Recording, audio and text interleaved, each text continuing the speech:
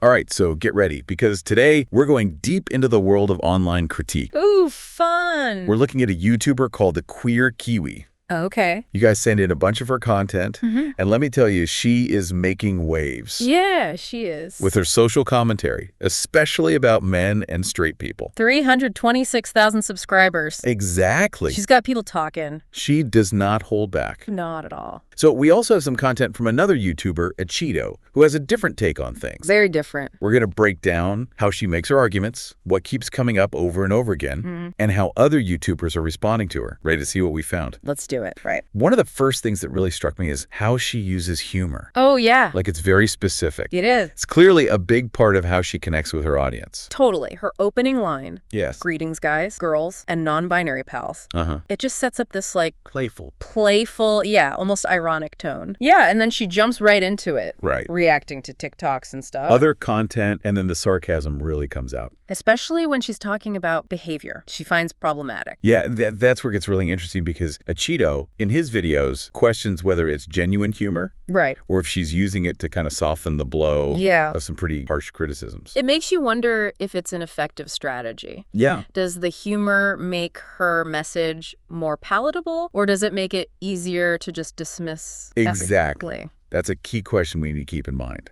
Because especially with her content. It's a lot of sensitive topics. It is. Yeah. And a major theme that we see over and over is her criticism of straight people. Yes. And men in particular. Particularly men. And we're talking video titles like Checking in on the straights. Yeah, hetero is making me upset. Like, it's pretty clear where she stands. It is, and her critiques get pretty specific. Yeah. You know, she talks about men feeling entitled to women's time, Right. misinterpreting signals, having problematic views on relationships, Right. even suggesting that straight people dominate social spaces in a way that makes queer spaces feel unsafe. Yeah. These are some strong opinions. Strong opinions, and that's where Cheeto really pushes back. Yes, he does. He calls her out for what he sees as negativity.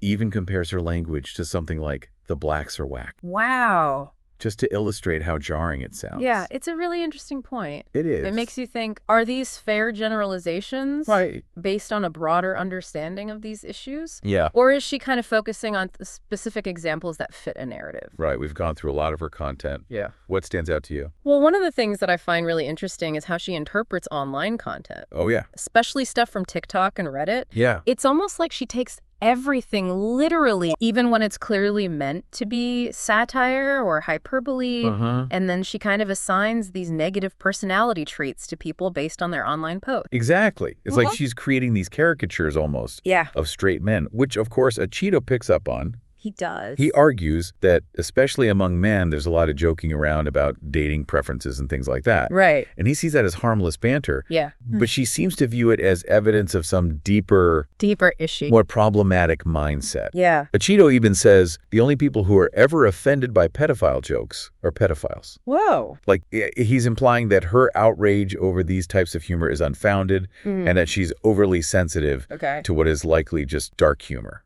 So we're seeing these two very different interpretations of online behavior. Exactly. And it raises a big question. Like, how much weight should we give to online content? Totally. Is it a reliable reflection of someone's character, or is it all just performance? It's so easy to make snap judgments based on what we see online, but it's a slippery slope. Totally. And it's that tendency to jump to conclusions that leads to some accusations of double standards against the Queer Kiwi. Specifically, her stance on straight women in gay bars. Oh, yeah. Cheeto really does not understand that. Yeah, she seems to be okay with straight women being in those spaces, but not straight men. Right. And he sees that as a huge contradiction. Especially given her focus on inclusivity and the idea of safe spaces for the LGBTQIA+ community. Right. So now we're getting at this whole thorny issue of who gets to be included and who gets excluded. And where do we draw the line? Where is those lines? And does the Queer Kiwi's approach, as Cheeto points out, ultimately undermine her own message of inclusivity? Right. These are some complicated questions that we're going to have to unpack further.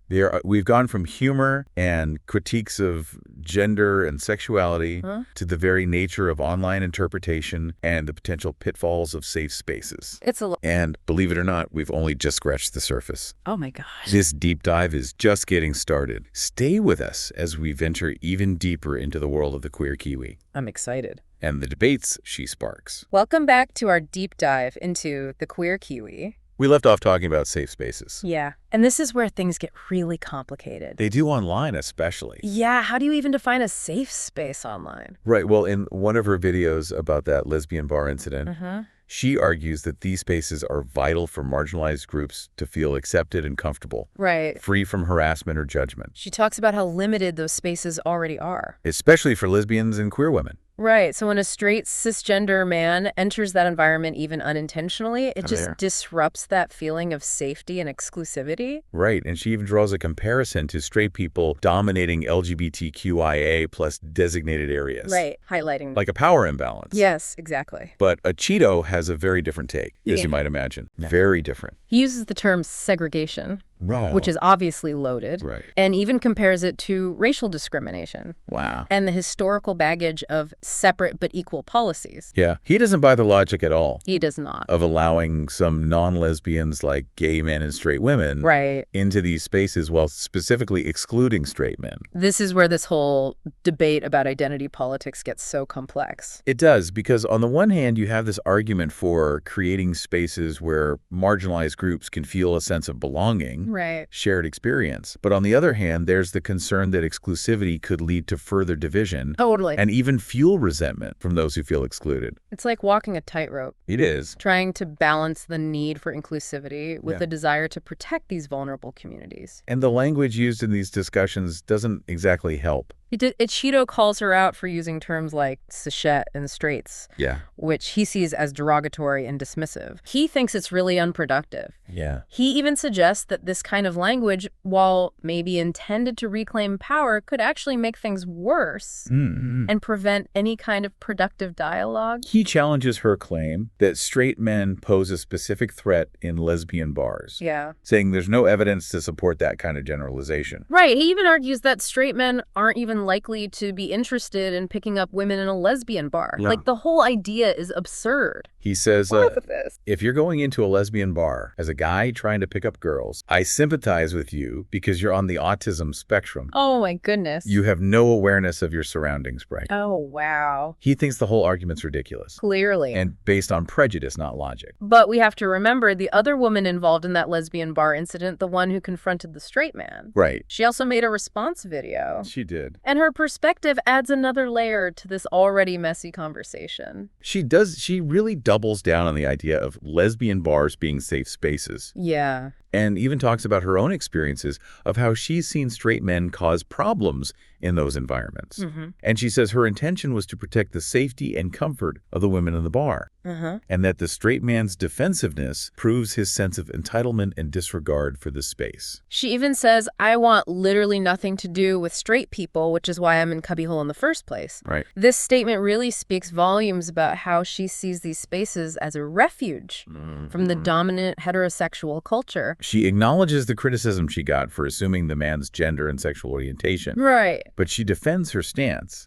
Saying it's valid to question a man's presence in a lesbian bar, especially given the history of these spaces and the possibility that some women might feel uncomfortable or even harassed. She even suggests that a trans man would have likely responded differently with more understanding and less aggression. So her perspective raises a really interesting question. It does. How do we navigate these super sensitive conversations, especially online, where it's so easy to make assumptions and misinterpret things? Right. Is it possible to prioritize the safety and comfort of marginalized groups without resorting to generalizations or potentially harmful stereotypes? It seems almost impossible. It does. And Cheeto criticizes her response too. Of course he does. He doesn't buy her justification. Right. Accusing her of starting the confrontation by questioning the man's presence in the bar. Right. He sees her as the aggressor and thinks she's projecting her own insecurities onto others. He points out the irony of her saying, I want literally nothing to do with straight people when she's actually in a relationship with a man. Right. This just adds fuel to his argument that she and people who share her views are driven by hypocrisy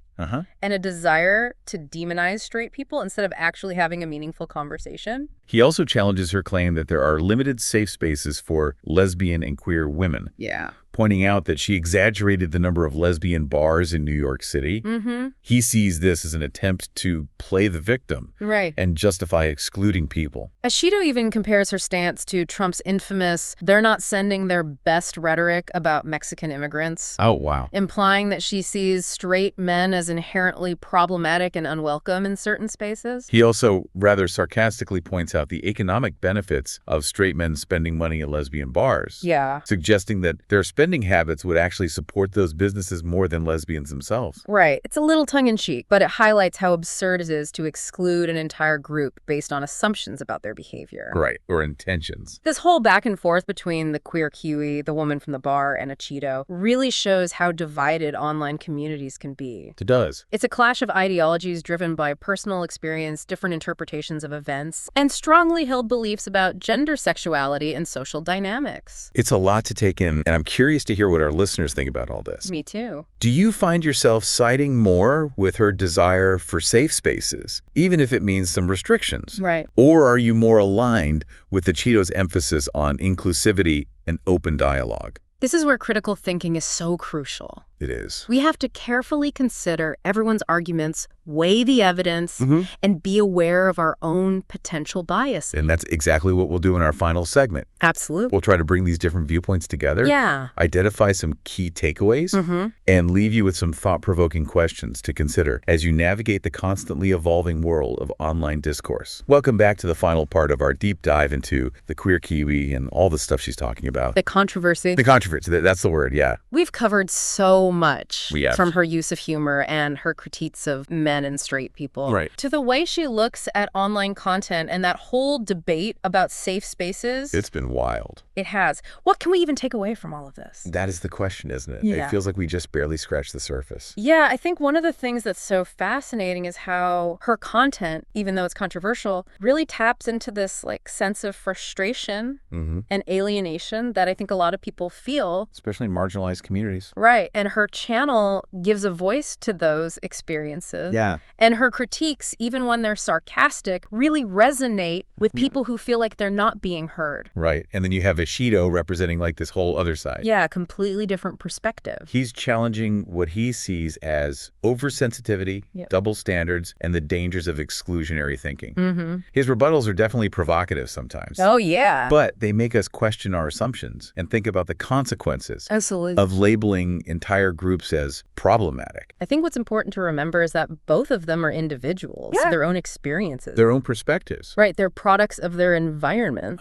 Shaped by the communities. They're part of the information they consume. And their online personas, even though they're amplified for entertainment, right, reflect those underlying beliefs and values. So where does that leave us, the listeners? Right, how do we make sense of these completely different viewpoints? And navigate these tricky online discussions, especially about such sensitive topics? That's the million-dollar question. It is. I think the key is to approach these conversations with a healthy dose of skepticism and critical thinking. We have to be willing to listen to different perspectives, even those we disagree with. Totally. And really think about the evidence. Yeah, we need to be aware of our own biases, too. For sure. And how they might be affecting what we're seeing. Are we jumping to conclusions based on limited information? Right. Are we letting our emotions cloud our judgment? Are we engaging in good faith? Yeah. Or are we just trying to prove our own point? Reinforce what we already believe. And exactly. And it's important to remember that online spaces can become echo chambers. Oh, yeah. Where people with similar views just keep reinforcing each other. Yes, reinforcing each other's opinions.